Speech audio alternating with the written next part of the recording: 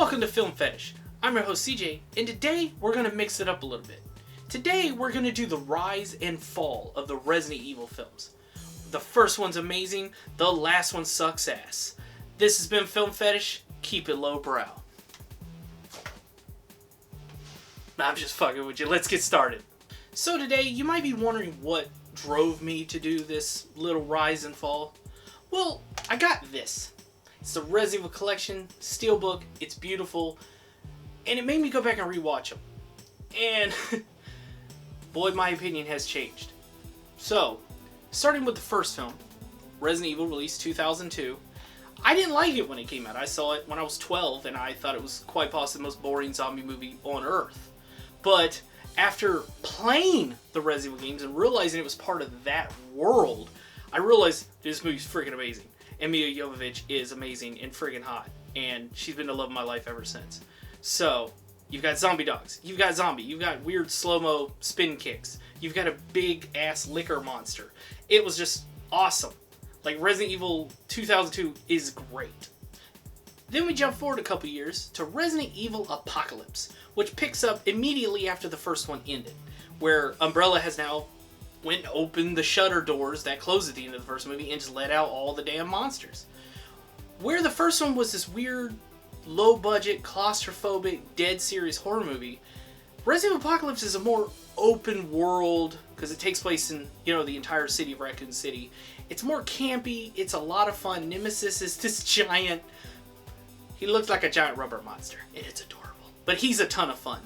You've got a bigger cast. You now have Sienna Gullery, who can't act her life off, but she's gorgeous and she's fun in it. You've got Oded Fier as Carlos Oliveira. He's awesome. Now, this film was directed by a different guy, written by the Paul W.S. Anderson. Again, he wrote all 6 films. But yeah, this time around they got a different director, Alexander Witt. And it really shows different pacing, different style, different just scope.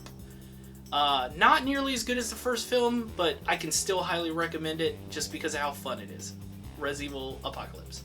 Then, we head into the worst marketed Resident Evil film, Resident Evil Extinction. The movie's trailers and promotion all showed that the world was completely dried up in a giant desert, when you actually watch the movie, it's actually just Nevada. That's it. It's Nevada. The entire movie takes place in one location, so it makes the whole movie Mad Maxy. The vehicles have screen shutters. It's really funny.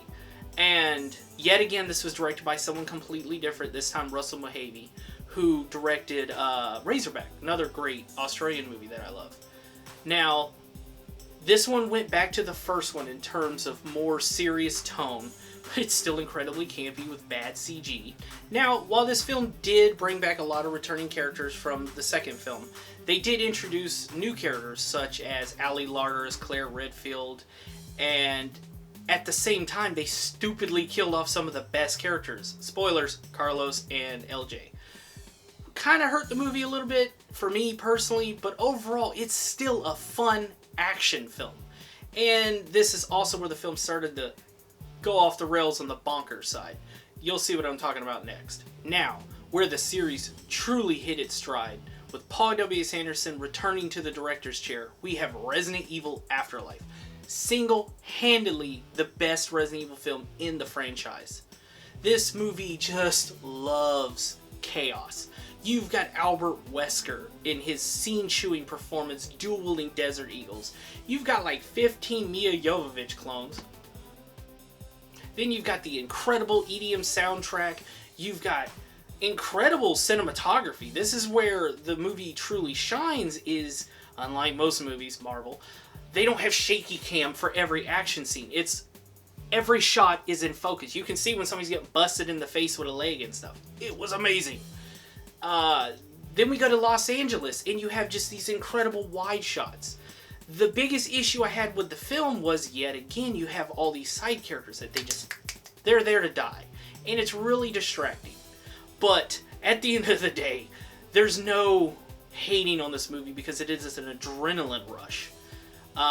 So definitely, if you seek out any of them, find that one. It doesn't even matter chronologically, just freaking watch that one. So, after all the hype and the amazing and the erections that Resident Evil Afterlife caused me, Mark, and everyone else that saw it, we were stoked to see the 5th one in theaters. We were there night 1, 3D, ready to go, and it was okay. The plot is pointless. They literally make it a rescue mission where they brought in Leon S. Kennedy, Ada Wong, Barry Burton to rescue Mia Jovovich character Alice from this underwater prison.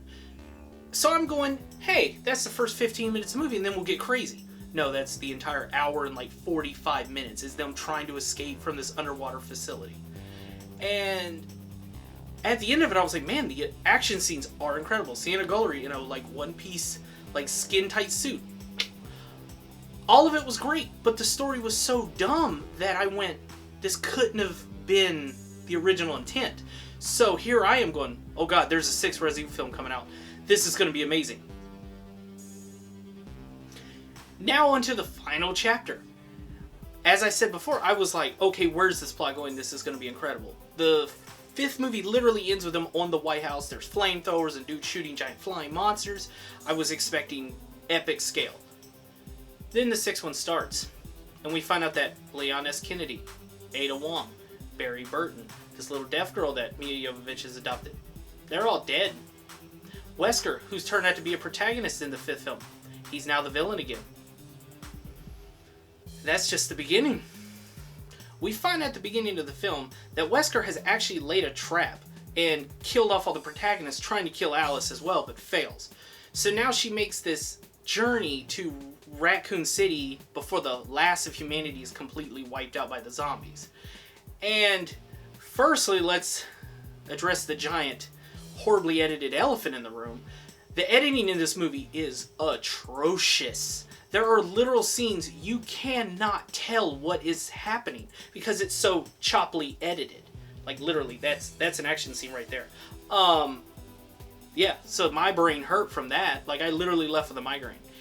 Then you have the incredible list of cardboard characters. They gave up even adding video game characters at this point. They just said, you're in it, you're in it, you're in it, you're dead. They have like 3 lines. They added Ruby Rose. And then there are just so many stupid decisions made by the characters in the film.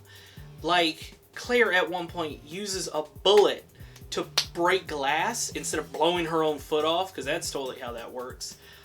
You have this weird cube-like death trap machine that's just in this facility. You have a clone versus another clone.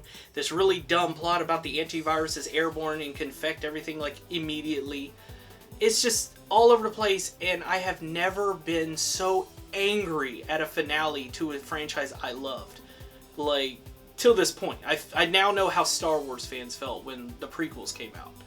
And I know that it was probably a studio interference. I imagine that Paul W.S. Anderson had like a 2-hour movie that he was just ready to be done with. Instead of 5 and 6, it was just 5. But at the end of the day, you know, we got 4.5 good films. So, Resident Evil franchise, strong beginning, horrifyingly bad ending. Like my love life. This has been Film Fetish. I'm CJ. Keep it lowbrow.